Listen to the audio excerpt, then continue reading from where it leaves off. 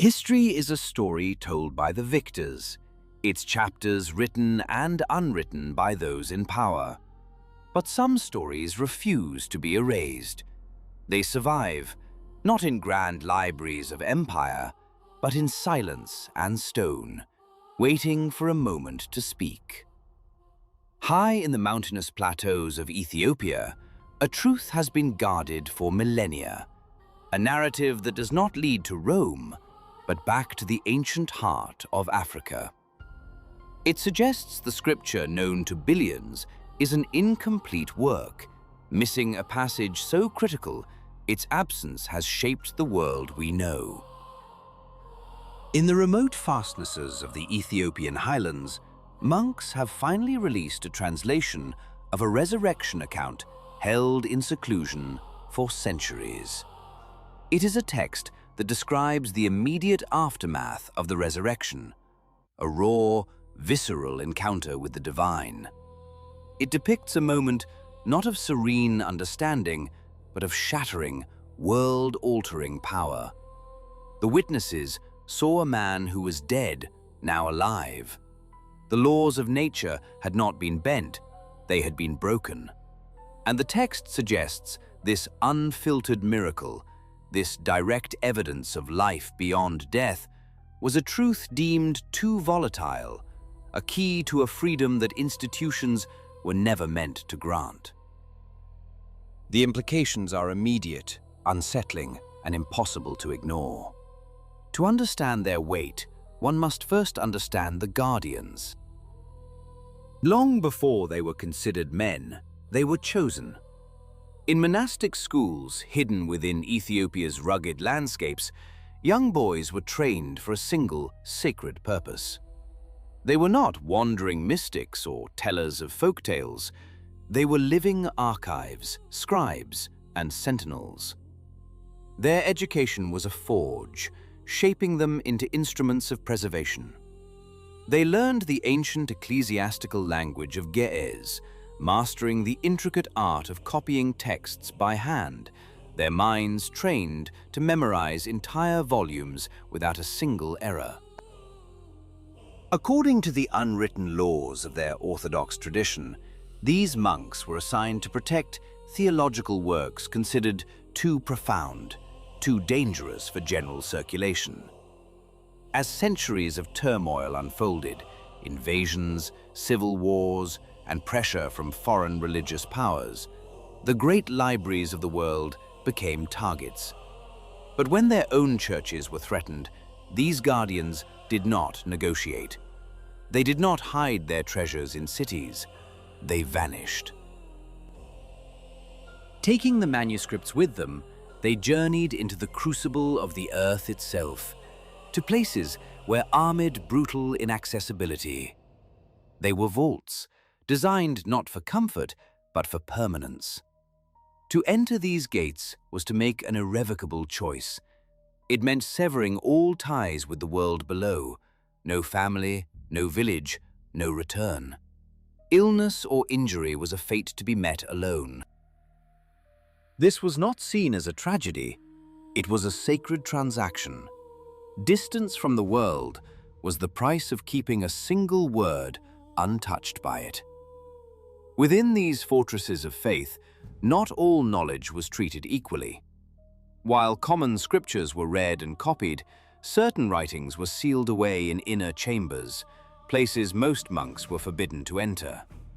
Access was sometimes granted to a single appointed guardian who would hold the key for a lifetime. The release of this text is not merely an academic discovery. It is an echo from a world that chose preservation over power. It forces us to ask a difficult question. What other truths lie dormant, not lost to time, but waiting in silence, guarded by those who understood that some knowledge is not meant to be controlled, but to be endured? Beside a hidden chamber, a silent vigil was kept. A single guardian, bound by an oath, never left his post. His life was a testament to the sanctity of what lay within. When his watch ended, Not with the setting of the sun, but with the end of his life, another was chosen. The duty was eternal, the individual fleeting. The sacred trust was passed from one soul to the next, an unbroken chain of devotion stretching across generations.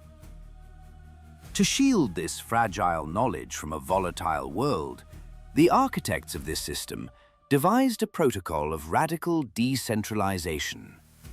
The most profound, the most dangerous teachings were never entrusted to a single location. Monastic chronicles speak of a deliberate fragmentation. A single text would be disassembled, its constituhold a single section. Another, hundreds of miles away across an arid plain, would safeguard the next. It was a lock whose keys were scattered across a continent. The logic was one of profound caution. Even if a sanctuary were breached, a manuscript stolen or consumed by fire, the prize would be incomplete. A single piece of an intricate puzzle, meaningless without the rest. The teaching could not be reassembled by profane hands. Its power could not be twisted or misused by those who did not understand its true nature. There were moments when this sacred duty demanded decisions that, even now, seem severe. If a manuscript was suspected of alteration, if a scribe's error or a deliberate mistranslation had corrupted its essence, the guardians enacted a chilling act of devotion. They destroyed it. Pages containing centuries of wisdom were committed to the purifying flame or buried deep within consecrated earth, lest the corruption spread. In the most extreme cases, the teachings were deemed too potent for any physical medium. The final verses of the resurrection doctrine, it is said, were never committed to parchment or vellum. They existed only in the minds of the senior abbots, a living library of unwritten truth. These men memorized every word, every cadence, passing the knowledge orally only to those disciples judged pure of heart and mind, ready to bear the weight of such revelation. Some accounts even suggest that entire sections of Scripture were intentionally allowed to fade into oblivion, the elders having decided that the world itself was not yet prepared for the truths they contained. To become such a guardian was to accept a vow of ultimate sacrifice. They prepared their bodies and their minds for imprisonment, for torture, for the finality of death, rather than betray the locations or the contents of their trust. Their conviction was absolute. Scripture was an eternal constant, the human body a temporary vessel. Their fear was not of their own demise. Their fear was that the sacred would be misused, its power perverted into a tool of destruction. Yet, while these sentinels of tradition were hiding and preserving, a different kind of storm was gathering in the great centers of the faith. In Rome, in Alexandria, in Antioch, councils were convening not to protect every word, but to decide which words were worthy of protection. They were engaged in the opposite task, the great culling. They were forging a canon, a definitive list that would determine which books would be elevated and which would be cast aside. Those choices, made in halls of power and theological debate, would define the Holy Bible that most of the world would come to know. But in the highlands of Africa, a testament survived that posed a profound and unsettling problem. The Ethiopian Bible does not begin as a variation. It begins as an anomaly. It contains 81 books. There is no historical moment where these texts were added later, no council that restored them after a period of loss. The record shows something far more disturbing, a quiet, unwavering continuity. While other Christian traditions were editing, debating, and reducing their scriptures over centuries, Ethiopia simply did not. The collection remained whole. Nothing was removed. Nothing was corrected downward. This fact alone forces a question that strikes at the very foundation of the established canon. If other traditions concluded with fewer books, then something did not simply vanish into the mists of time. It was removed. In the first centuries of Christianity, this discrepancy would have made perfect sense. In the beginning, there was no single monolithic Bible. No fixed list existed. The faith was a constellation of communities, each relying on the texts they had received, the copies they had painstakingly made, the Gospels they trusted. Letters from apostles moved from hand to hand, from church to church. Accounts of Jesus' life circulated alongside law, prophecy, and pastoral instruction. What mattered was not the stamp of a distant council, but whether a text was read aloud in the commons, whether its words gave solace and structure to a community's life. Different regions used different collections, and for a time, no single institution possessed the power to impose a universal standard. It was a world of scripture as diverse as the people who revered it, a time before the single book and before the singular authority that would decide for millions which words were divine and which were to be forgotten. In the sprawling mosaic of the early Roman world, a multitude of sacred texts circulated, each claiming a unique window into the divine. But as the Christian faith grew entangled with the machinery of empire, this diversity came to be seen not as a strength, but as a threat. A new logic began to take hold, an imperial logic that equated unity with uniformity.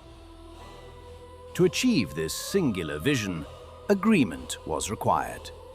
Agreement, in turn, demanded selection, and the very act of selection is an act of exclusion. So it began. In halls of stone and marble, councils convened. Bishops and theologians, men wielding the weight of both spiritual and political power, engaged in fierce debate. Lists were drafted, circulated, and contested. Some books, deemed orthodox and useful, were elevated, their place cemented in an emerging canon. Others, many others, were set aside, relegated to the shadows of apocrypha, their voices slowly silenced. This was not the work of a single day or a single decree. It was a slow, grinding process, unfolding over centuries, shaped by theological disputes, political maneuvering, and the inexorable pressure of a growing institution seeking to define its own boundaries. It was a conscious narrowing of the stream of tradition into a single, manageable river.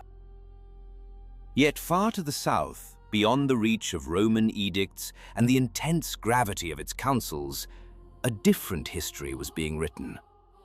In the ancient highlands of Ethiopia, Christianity had taken root in a different soil. It arrived early, carried not by legions, but by merchants and missionaries, and it flourished without the homogenizing force of a distant emperor demanding conformity. Here, there was no central authority compelling communities to discard the texts they had known and revered for generations. According to the deep memory of their own church tradition, they simply continued to read what they had always read. They saw no compelling reason to amputate parts of their sacred library simply because a council in Nicaea or Hippo had deemed them inconvenient or problematic. No external power ever arrived with the authority to tell them to stop. The consequence was profound.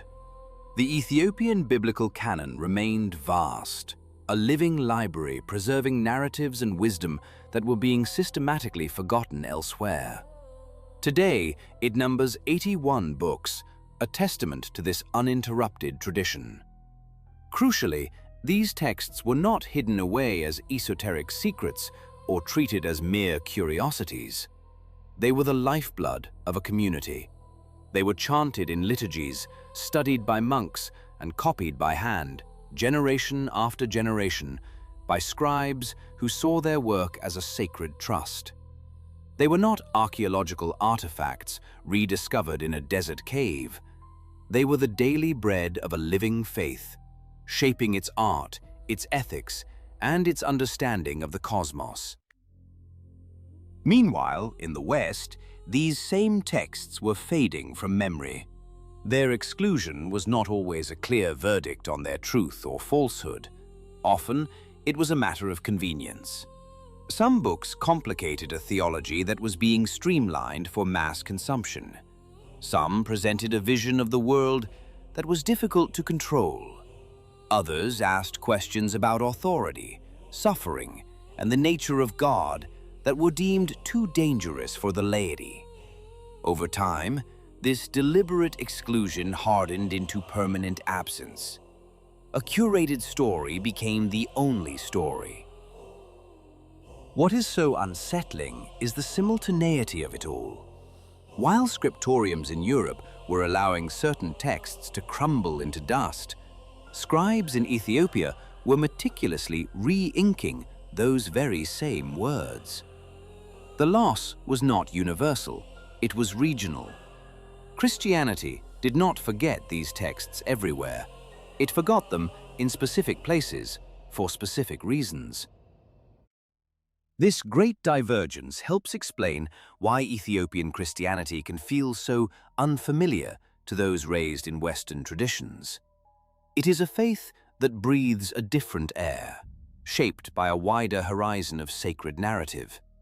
Ideas that vanished in the West about the nature of angels, the geography of the afterlife, the cosmic role of humanity, continued to evolve and flourish in Ethiopia, nurtured by a broader textual foundation. This is not a simple matter of one tradition being right and the other wrong. It is a story of two histories that diverged. By the time the Protestant and Catholic canons were being finalized in the fires of the Reformation and Counter-Reformation, the Ethiopian canon was already an ancient, settled reality. There was no single moment when Ethiopia chose its 81 books in opposition to Rome or anyone else. Theirs was not an act of defiance, but an act of profound continuity. It was the simple, powerful decision to not let go. At this point, skepticism is a natural response. A larger canon, a preserved history, these are compelling claims, but they remain just claims without the evidence of the texts themselves.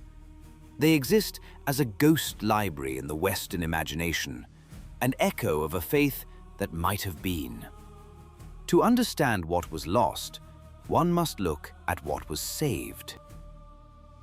For generations, a convenient shield protected the established narrative. A single, powerful argument allowed scholars to dismiss an entire tradition of sacred literature, consigning it to the footnotes of history. The claim was simple and devastatingly effective. The ancient manuscripts of Ethiopia were not ancient at all.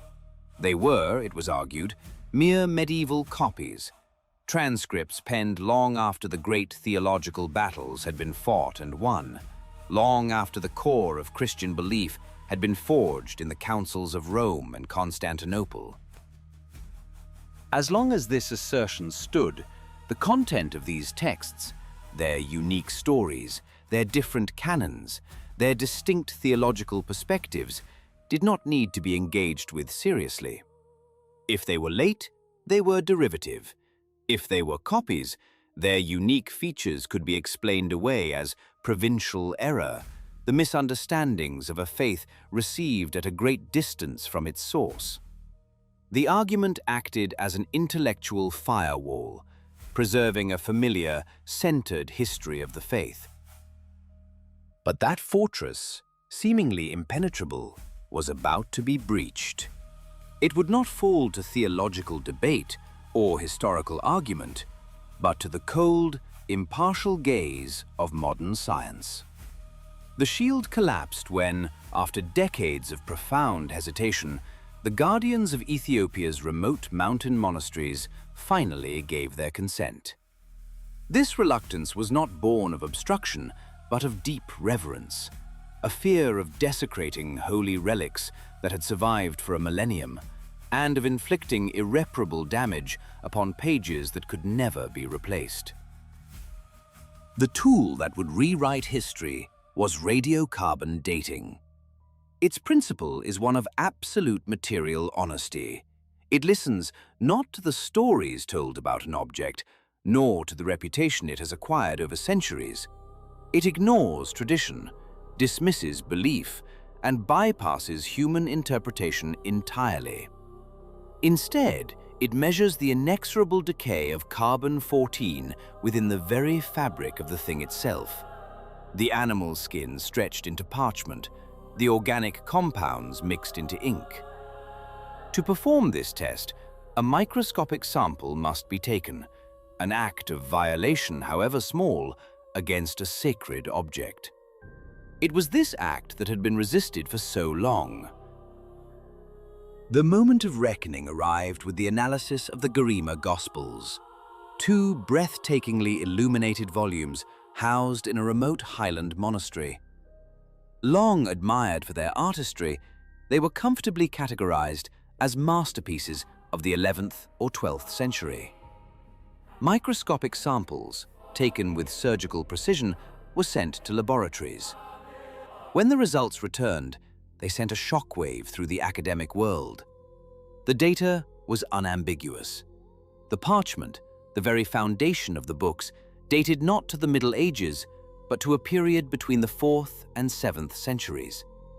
These were not echoes from a later age. They were voices from the dawn of Christendom. This discovery repositioned them on the timeline of history. Suddenly, they were older than the famous Lindisfarne Gospels, older than the Book of Kells, contemporary with, or even predating, many of the foundational Greek and Latin texts upon which Western scholarship had been built. This was the critical revelation. These books were not produced in the quiet aftermath of doctrinal settlement. They were created in the crucible itself, during a time when Christian belief was still fluid, when fierce debates over the nature of Scripture were raging across the known world, and when texts later deemed apocryphal in the West were still being read, studied, and revered. The very idea that Ethiopia had preserved a diluted or belated version of the faith no longer fit the physical evidence. The response from the scholarly establishment was not a thunderous admission of error. There were no grand retractions or public apologies. The shift was more subtle, a quiet and seismic rearrangement of the intellectual landscape. In the footnotes and appendices of academic journals, the language began to change, the confident taste by a new, more cautious terminology. A reluctant acknowledgement began to dawn that in the highlands of Ethiopia, a stream of Christian tradition had been preserved, flowing uninterrupted from the earliest centuries, validated not by faith, but by laboratory data. What the science had revealed was something far more unsettling than an incorrect date. It was the existence of an alternate history. If these texts were so ancient, their deviations from the familiar canon could no longer be brushed aside as corruption or error. They were not mistakes. They were evidence of a Christianity that had charted its own course from the very beginning, a tradition that had developed in parallel, not in periphery. The science had not simply dated a manuscript, it had uncovered a lost branch on the great tree of faith, forcing us to question the very shape of the history we thought we knew. For centuries, a foundational assumption governed the study of antiquity. The great libraries and scriptoriums of Europe were seen as the hallowed centers of Christian preservation, the primary guardians of the faith's textual lineage. In this established geography of knowledge, African traditions were often relegated to the periphery, their manuscripts viewed as later, secondary echoes of a purer European source. It was a comfortable and long-held academic habit. Then, carbon dating introduced an inconvenient truth, and the old map of history was irreversibly complicated. The results that emerged from laboratories upended the established hierarchy. They told a story not of European continuity, but of disruption. Centuries of wars, violent theological reforms, and the repeated catastrophic destruction of libraries had left deep scars on the manuscript record of the continent. Countless texts had been lost to fire, censorship, and the simple ravages of time. By stark contrast, the remote, high-altitude monasteries of Ethiopia revealed a different history. Here, nestled in landscapes of breathtaking isolation, communities of scribes had preserved ancient texts with a far more consistent, uninterrupted devotion. In these quiet sanctuaries, the chain of transmission was less frequently broken. The scientific data was unambiguous. These Ethiopian manuscripts were not late copies. They were among the oldest, most complete witnesses to an early form of the faith that the world possessed. The initial response from some scholarly circles was one of deep caution, a defense of the old order. Age alone, they argued, does not determine authority. A text's antiquity does not automatically grant it doctrinal purity. And this, in itself, is a valid point. But the sheer age of these documents accomplished something else, something far more decisive. It systematically dismantled the principal excuse for their dismissal. It swept away the convenient claim that these texts were simply too late, too far removed from the origins of Christianity to be of any real consequence. Once that intellectual bulwark was gone, a casual dismissal was no longer defensible. With their ancient authenticity firmly established, the debate could no longer circle around the comfortable, technical question of when these books were written. It was forced to confront a far more unsettling inquiry. What, precisely, did these ancient, meticulously preserved texts contain that others, in other places, had later chosen to forget, to exclude, to leave behind? The focus shifted from the vessel to the volatile message held within, and it was there that the true disturbance began. These were not texts that offered simple reassurances. They depicted a spiritual universe that was violent, unstable, and terrifyingly invasive. This was not a sanitized cosmos where good triumphs cleanly and evil remains neatly categorized. It was a world of porous boundaries, a world where divine beings crossed forbidden lines, where sacred rules were shattered, and where the resulting damage spread in ways that could not be easily contained or undone. Among the most troubling of these rediscovered scriptures is the Book of Enoch. Preserved for over a millennium in the Ge'ez language of Ethiopia, it had all but vanished from the traditions of Western Christendom. Yet its antiquity and early authority are undeniable. The New Testament itself, in the Epistle of Jude, quotes directly from the Book of Enoch, treating it as authoritative scripture, a clear testament to its importance among the first generations of Christians. According to this staggering text, the cosmic order was broken not by humanity, but from above. Certain angels, tasked with watching over the world, abandoned their celestial stations. They descended, drawn to the human realm, and there they unleashed chaos. They taught humanity forbidden knowledge, weaponry, cosmology, enchantments, and directly interfered in the course of life, their actions breeding a race of violent giants. In Enoch's telling, these beings are not mere metaphors for human failings or abstract symbols of evil. They are described as sentient agents, making deliberate choices, taking sides in cosmic conflicts, and causing tangible, world-altering destruction. The text does not soften the blow. It describes a horrifying chain reaction, a cascade of transgression. Angels break their ordained limits. Humans, in turn, learn what they were never meant to know. Power spreads faster than wisdom. Violence erupts. Corruption multiplies. In this vision, global catastrophe is not a random accident or a distant divine punishment for a minor human infraction. It is the direct and foreseeable result of deliberate choices made by powerful beings, both divine and human, who prized their own desires over the stability of creation. This idea alone shattered the comfort of simpler explanations. These writings refuse to make evil an easily locatable phenomenon. Sin is not treated as a small, personal failure that can be neatly erased with ritual. Here, corruption is a contagion. It enters the world through illicit knowledge, through unchecked desire, and through the imitation of fallen powers. It suggests that humanity is not alone in its moral struggles, but is instead caught in a drama far older, far larger, and far more dangerous than we had ever allowed ourselves to imagine. The stories we keep are the ones that define our world.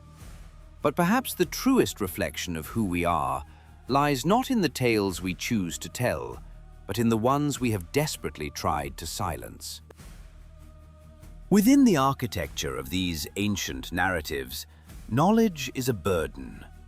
To learn is to become accountable, and what is done with that knowledge is forever etched into the fabric of one's fate. According to these traditions, being misled does not absolve a person of guilt. The veneer of ignorance is stripped away, revealing a stark truth. To know what is right and to deliberately choose what is wrong carries consequences that cannot be unwound by time or regret. In this framework, innocence is not a state of being, but a fragile treasure, easily lost. Humanity is not depicted as a cast of helpless victims waiting passively for divine rescue. Instead, they are active participants in a cosmic drama, moral agents with the capacity to amplify destruction or to stand in its path and resist. Every choice matters, not merely on a personal level, but on a structural one. A single action sends ripples through the fabric of existence, affecting families, shaping communities, and defining the inheritance of generations yet to come. There is no comforting guarantee that the damage wrought by poor choices will be repaired, swiftly or at all. This worldview removes the reassurance of inevitable restoration. It replaces it with the cold, unyielding weight of permanent accountability. The spiritual cosmos imagined here is equally unsettling. It is not a serene, ordered kingdom. It is a place of fractured authority, where power does not descend through a predictable chain of command, but erupts, chaotic and contested. Order itself is brittle. The structures of authority can collapse.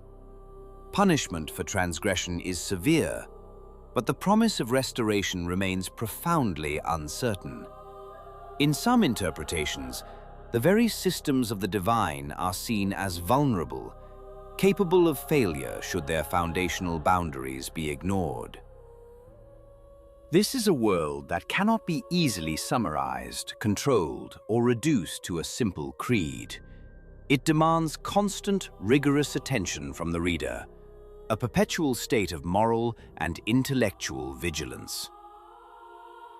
And it is here, in this demand for unrelenting vigilance, that these texts revealed their most dangerous quality. Not to the soul, but to the institution. A belief system so complex cannot be distilled into convenient rules or memorable slogans. It compels individuals to think endlessly about influence, responsibility, and the long shadow of consequence. Interpretation ceases to be the sole property of a priestly class and becomes a deeply personal endeavor. Obedience is no longer automatic. Authority, once questioned, becomes exponentially harder to enforce. According to records of the early debates, institutional leaders did not fear these texts because they believed them to be false. They feared them because they were profoundly destabilizing. They dismantled the comfort of simple blame. They stripped away the shelter of excuses. They placed the crushing burden of responsibility squarely upon the shoulders of the individual, bypassing the systems designed to mediate it. To manage a community animated by such beliefs required a degree of effort and a depth of maturity that few could consistently sustain. Over time, a subtle shift occurred. Discomfort curdled into distance. Distance solidified into silence. These books were not condemned in public trials or cast into bonfires. Their suppression was quieter, more insidious. They were simply no longer read. But even these forgotten books, with their unsettling visions of cosmic rebellion and human culpability, were not the most profound silence. They interrogated the nature of angels, the mechanics of corruption, the very weight of choice. Yet they stopped at the threshold of the one event that would define an entire faith. The real silence, the truest void, begins in the days the official narrative rushes past. Across all four canonical Gospels, a strange and consistent pattern emerges. The resurrection occurs, a world-altering triumph over death. The tomb is discovered, impossibly empty. And then the story accelerates, moving with inexplicable speed toward the finality of the ascension. The shift is jarring. One moment, mortality itself has been defeated. The next, the victor is gone. The space between these two monumental events is brief, fragmented, and haunted by a strange quiet. The Gospels offer only scattered moments from this critical period. A meeting on a dusty road, a short conversation in a locked room, a shared meal by a lakeside, a final command to wait.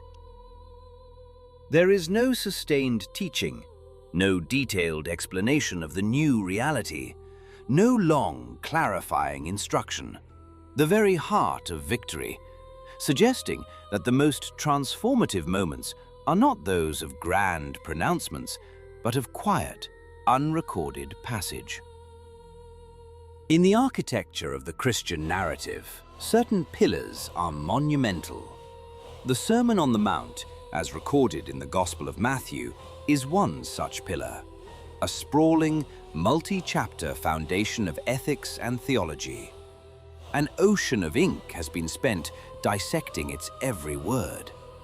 Yet, in that same Gospel, the accounts of all post-resurrection appearances, the return of the central figure from beyond the veil of death, are gathered into a mere handful of verses. It is a disquieting asymmetry. The resurrection is presented not as an epilogue, but as the fulcrum upon which all of history turns. If the final enemy, death itself, has been overcome, logic all. Instead, where one expects a symphony, there is a vast, echoing silence. This silence provokes a question as profound as it is uncomfortable. Why would the most influential teacher in recorded history, having shattered the chains of mortality and now standing beyond all fear, say almost nothing? Why does the narrative rush past the very moment when absolute clarity should reign?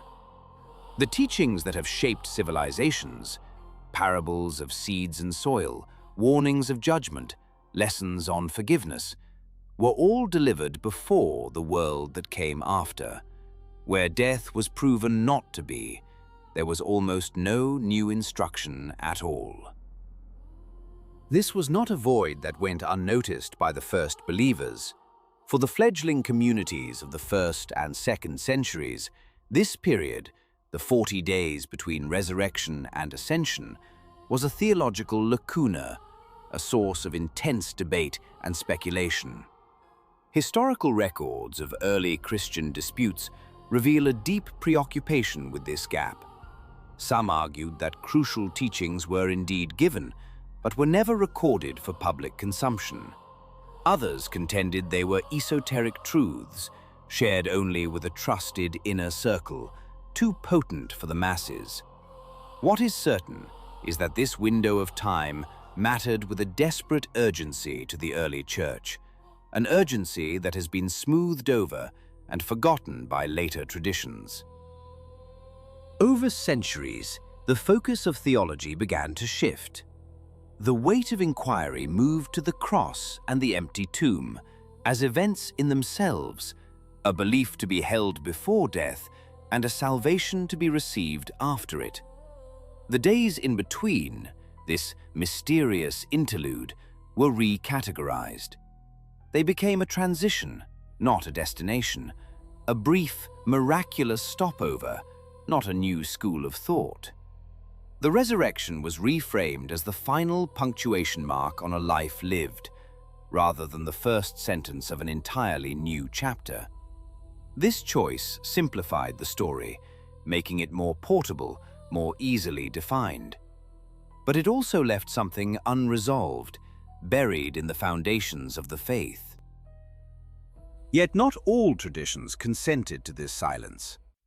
In the ancient, rugged highlands of Ethiopia, where a unique stream of Christianity has flowed for nearly 2 millennia, a different story was being preserved.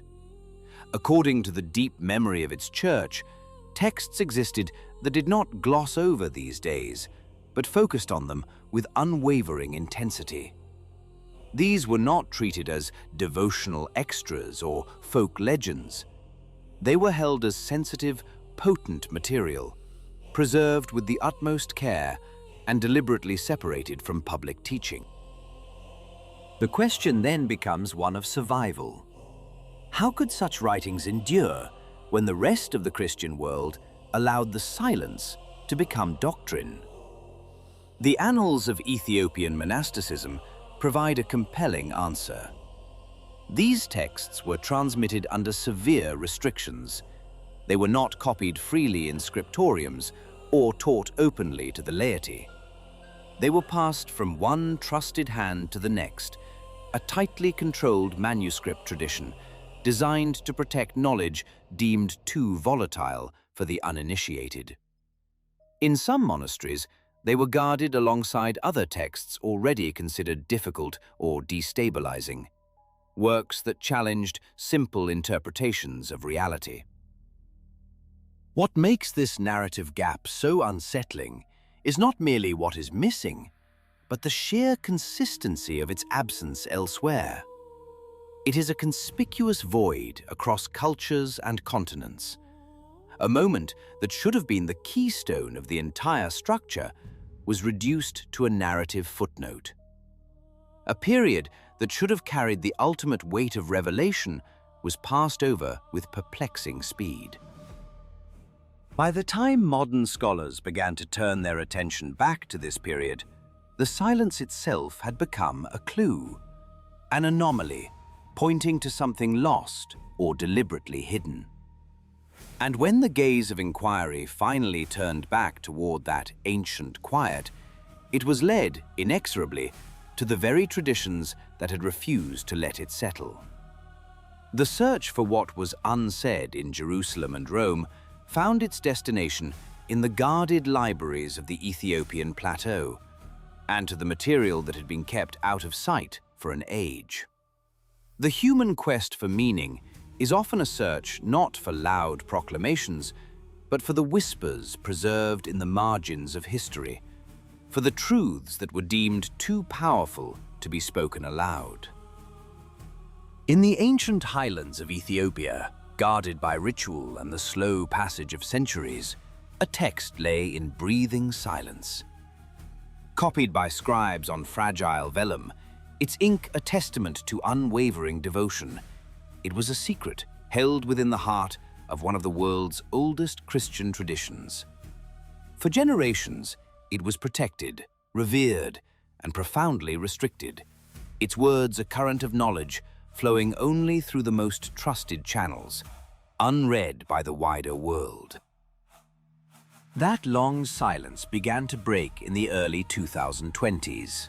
As part of a monumental effort to catalogue and preserve a library of decaying manuscripts, scholars, working in close concert with Ethiopian church authorities, turned their attention to this singular document. Here, the technology of the present reached back to touch the distant past. Beams of structured light scanned pages too brittle for human hands, revealing script lost to fading and water damage. High-resolution imaging captured every nuance of the scribe's work, while advanced language models, trained on archaic dialects, began the painstaking work of translation, deciphering a message that had been locked away for an age. What emerged from the digital light and linguistic analysis was immediately arresting. It was a passage describing foundational story. The familiar narrative of brief, spectral appearances before a final ascension dissolves. In its place is an extended, sustained period of direct contact. The resurrection is not a fleeting miracle, but a deliberate 40-day seminar with a teacher who has conquered mortality. Even more striking is what this resurrected teacher does not do. The parables fall away. The gentle, allegorical lessons meant for the crowds of Galilee are gone. There is no retelling of moral fables, no softening of the message for easy consumption. The voice that speaks from these pages is transfigured. It is urgent, plain, and stripped of all metaphor. Death has been overcome, and with it, the need for indirection. The language is forged in the crucible of that experience, an unshielded conduit of meaning. Where they will inhabit, a world where his name will be turned into a tool. It will be wielded, he says, not to heal, but to accumulate authority. Not to guide, but to gather wealth. Not to liberate, but to engineer fear. This is not presented as a distant, abstract possibility. It is foretold as an inevitable gravitational pull of human nature, a certainty. Power, he warns, will cloak itself in his identity, speak his words, and in doing so, perform the exact opposite of his teachings. A scepter forged from a shepherd's crook. The instructions then turn toward the very architecture of faith. He cautions them against the impulse to build institutions, permanent structures of religion designed to fossilize what was meant to be a living, internal responsibility. Systems, he explains, are subject to an inexorable decay. Titles multiply, rituals harden into inflexible rules, and the congregation becomes dependent on external forms rather than internal awareness. The focus is not on the preservation of an organization, which he sees as destined for corruption, but on the preservation of a state of being within the individual. From there, the text pivots inward, mapping the vulnerabilities of the human soul. It describes a landscape susceptible not only to overt acts of malice, but to a far more insidious form of decay. Attention, it insists, is a sacred currency. Desire, a powerful rudder. Speech, the very chisel of reality. Corruption, the passage explains. What nourishes pride on the 1,000 daily distractions that pull the mind away from its core. Over time, this gradual erosion leads to a state the text calls spiritual death, even as the body remains animate. It is a concept presented without comfort or consolation.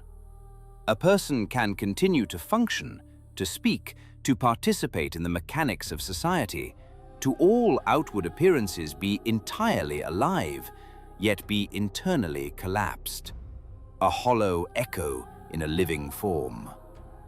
The ultimate danger, this resurrected voice insists, is not the cessation of breath.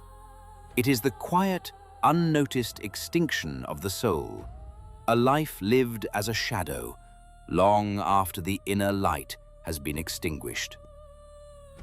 There is a danger that has no name. It is not a sudden collapse, but a slow emptying.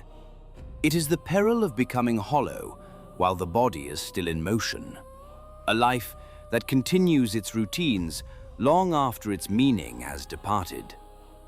This condition, the ancient passage warns, spreads not by force, but in silence. It propagates through the unseen currents of imitation, hardening into the concrete of unthinking habit. One person's slumber becomes another's, until entire communities are walking in a dream. The shield against this erosion is not found in ritual. It is not forged in obedience to external authority. The only protection offered is awareness. Here, knowledge is not a collection of facts, but a form of active attention. It is the discipline of watching one's own thoughts before they become unchallenged beliefs. It is the vigilance of guarding one's speech, knowing that words build the architecture of reality. It is the quiet strength to master a desire before it carves a groove so deep it becomes an inescapable fate.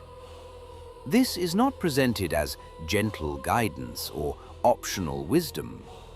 It is delivered as survival instruction, a manual for remaining alive in the most fundamental sense. According to the scholars who first brought it to light, this direct and unsheltered tone is precisely what made the passage so difficult to release. It offers no comfort to institutions. It does not reinforce hierarchy or validate the chain of command. Instead, it places the crushing, liberating weight of existence entirely upon the individual. That singular focus, that refusal to delegate responsibility, explains more than anything else why it remained hidden for so long. When the translated text finally breached the borders of Ethiopia, the response was immediate, yet almost entirely concealed. There were no public debates, no official condemnations, no sermons denouncing a newfound heresy. The reaction, according to reports from academics and church insiders, unfolded in private rooms. It lived in the hushed conversations of theologians, in sealed letters exchanged between authorities who understood, with chilling speed, the true implication of the words. Their concern was not that the passage rejected belief. It did not deny the divine. It did not question the resurrection. It did something far more destabilizing. It redefined it. For those who reviewed the translation, the revelation was profound. The text described resurrection not as a singular event promised only after death, but as a process that must begin during a person's lifetime. It was an awakening from the slumber of habit, an escape from the emptiness of mere motion. This shift presented a catastrophic problem for any institution built upon the promise of delayed salvation. For centuries, religious and political systems have relied on mediated authority, the principle that access to truth, to forgiveness, to final redemption is controlled and distributed through official channels. It is a structure that depends on a populace that needs permission, that seeks absolution from an external source. But when resurrection is framed as an internal condition, a state of heightened awareness available to anyone willing to undertake the work, that entire structure is threatened at its foundation. A system built on obedience falters when its subjects discover a source of clarity within themselves. The fear of damnation, a powerful tool of governance, loses its leverage when the kingdom of heaven is understood not as a destination, but as a state of being. Authority becomes less necessary. Control becomes harder to justify. The passage did not seek to tear down the temple. It simply pointed to a door that had been there all along, a door that led not outward to an institution, but inward, to the self. It suggests the ultimate authority is not the one that grants salvation in the next life, but the one that cultivates awareness in this one. And in that simple, radical idea lies the quiet, persistent question of whether a life, once awakened, can ever truly be governed by another. The promise of a distant paradise, or the threat of a far-off damnation, begins to lose its hold on the present moment. Compliance built on hope or fear becomes a currency of diminishing value, an unreliable foundation upon which to build an empire. For any dominion aligned with religion, such teachings were not merely unorthodox, they were an existential alarm. The machinery of empire runs on a simple, brutal calculus: the predictable response of its population to symbols of power, to the authority of the state, and to the stark reality of consequence. But if individuals believe they can achieve inner stability without institutional mediation, the very architecture of control begins to weaken. A populace that neither fears punishment nor depends upon reward is a populace that cannot be easily managed. Yet the most unsettling element of this text was not its challenge to imperial authority, but its chilling prophecy of decay. The danger, it warned, would not arrive with foreign armies or external enemies of the faith. It would come from within. It would rise from the very institutions that claimed the symbols, the name, and the authority of their founder to amass worldly power. This was not presented as a remote possibility. It was framed as an inevitable outcome. In this stark framework, hierarchy itself becomes damning evidence. Titles and vestments become warning signs. The claim to sacred authority becomes the ultimate test. The more power an institution claims, the more perfectly it fits the pattern of the prophesied corruption. This placed organized religious leadership in an impossible position. At that moment, the debate shifted. The central issue was no longer theological accuracy, it was control. Accounts from the era suggest discussions focused on stability, unity, and the raw mechanics of governability. Leaders voiced fears of fragmentation, of a catastrophic loss of obedience, of an inability to manage belief should such radical ideas spread freely. The suppression of the text was framed internally not as censorship, but as a profound responsibility. It was the protection of order, the preservation of unity, the shielding of a flock believed to be unprepared for such knowledge. In the final analysis, the empire did not fear an incorrect belief. It feared something far more dangerous, a people who had discovered they could govern themselves.